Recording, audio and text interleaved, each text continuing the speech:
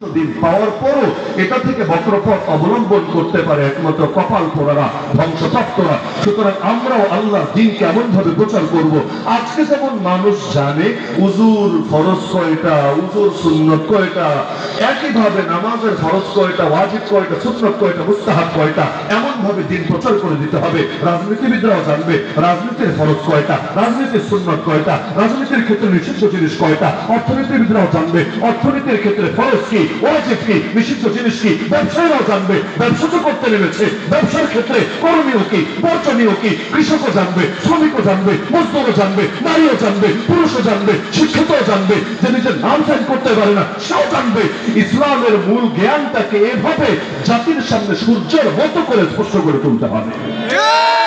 এমন যাতে না হয় নামাজের বার্তা তো প্রচার করলাম, হজের বার্তা তো প্রচার করলাম, বাকি ইসলামের ব্যক্তিগত জীবনের সাইডগুলো তো প্রচার করলাম, কিন্তু যেই দেশে 14 কোটির বেশি মুসলমান থাকে, ওই দেশে স্বাধীনতার 53 বছর পর এসেও পতিতলায় পড়ে থাকতে পারে, ওই দেশে আজও পর্যন্ত কাদিয়ানীদেরকে অমুসলিম ঘোষণা না করে থাকতে পারে, ওই দেশে আজও মদের বারে লাইসেন্স দিয়ে রাখতে পারে, ওই দেশে আজও সুদের ভিত্তিতে অর্থনীতি পরিচালনা করতে পারে, ওই দেশে সংবিধানের মধ্যে আজও সকল ক্ষমতার মালিক নাকি জনগণ, এরকম কুফরি কথা, শিরকি কথা লিখে রাখতে পারে, ওই দেশে আজও আলেম ওলামাকে থার্ড ক্লাস নাগরিক মনে করতে পারে, ওই দেশে আজও ইসলামপন্থীদের পথে কাঁটা বিছাতে পারে, ওই দেশে আজও ইসলামের বিরুদ্ধে কথা বলার কারণে ইমাম আর খতিবের চাকরি যেতে পারে, ওই দেশে আজও এই ভণ্ডরা দাওয়াতের নামে আলেম ওলামার রক্তে টঙ্গীর মাঠকে বঞ্চিত করতে পারে।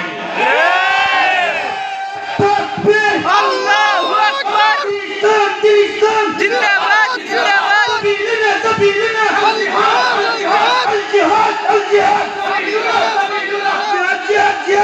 জিহাদ করে বাঁচতে চাই। আল্লাহু আকবার। দ্বীনের দাওয়াতে এমন কোনো গোপনীয়তা থাকবে না, এমন কোনো ধোঁয়াশা থাকবে না যে সবাই বুঝতে পারে যে এই লোক পীর হয়েও জাহান্নামী হতে পারে, এই লোক মুরিদ হয়েও জাহান্নামী হতে পারে, এই লোক তাবলীগ হয়েও জাহান্নামী হতে পারে, এই লোক আলেমের বিস্তারী হয়েও জাহান্নামী হতে পারে, এই লোক রাজনীতিবিদ হয়েও জাহান্নামী হতে পারে, এই লোক নিজেকে শিক্ষিত দাবি করেও জাহান্নামী হতে পারে। এমন ভাবে দ্বীনকে স্পষ্ট করে দিতে হবে।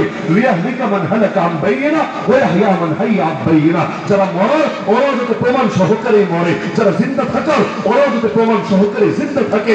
কিয়ামতের দিন যাতে বলতে না পারে হুজুররা তো বোঝায় নাই, হুজুররা তো ক্লিয়ার করে নাই। হ্যাঁ, আমরা বুঝিয়েছি, ঈমান ভাঙার কারণে বুঝিয়েছি, আর ঈমান ধরে রাখার মাধ্যমগুলো শিখিয়েছি।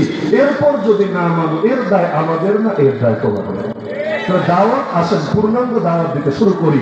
সবাই যাতে অন্তত বোঝে যে আমাদের এই জায়গায় ঘাটতি আছে, এই জায়গায় দুর্বলতা আছে। সাহাবীরাও এই কোরআনই পড়েছেন যে কোরআন আমরা পড়ি, সেই নামাজে আদায় করেছেন যেই নামাজ আমরা আদায় করি। তাহলে তারা কোথায়, আমরা কোথায়, ব্যবধানটা কোথায়? কোরআন তো পরিবর্তন হয় নাই, হাদিসও তো হারায় যায় নাই, সবই তো আছে। তারা হয়ে গেলেন আসমানের সেতারা, আর আমরা রয়েছে জমিনের ঘাসের চাইতে আরো কম, আরো নিম্নে। কেন? এই ব্যবধান কমানোর চেষ্টা করতে হবে। সাহাবীগণের আদর্শ দিয়ে সমাজকে রঙিন করার এমন সর্বোচ্চ সব মাধ্যমকে কাজে লাগাতে হবে। পারবেন তো ইনশাআল্লাহ? তবে দাওয়াত দিয়ে সব হবে না। দাওয়াত দিবেন ভালো কথা, কিন্তু পথের কাটা দূর করবেন কিভাবে? এজন্য আল্লাহ বলেন ওয়াকাতিলুহুম হাত্তা লা তাকুনা ফিতনা। ফিতনা থাকবে যতদিন, ফিতনার বিরুদ্ধে লড়াইও চলবে ততদিন। ফিতনা নাই, লড়াইয়ের দরকার নেই। ভাইরাস থাকলে অ্যান্টিভাইরাস লাগবে, ভাইরাস নাই, অ্যান্টিভাইরাসেরও দরকার নাই। হ্যাঁ, দুই জিনিস দেখতে এক হলেই সবসময় হাকিকত এক হয় না। ডাক্তারের হাতেও ছুরি, ডাকাতের হাতেও ছুরি, দুই ছুরি কিন্তু এক না। ডাকাতের ছুরি গজবের ছুরি, ডাক্তারের ছুরি রহমতের ছুরি। হামাসের হাতেও অস্ত্র, ইসরায়েলি হানাদারের হাতেও অস্ত্র।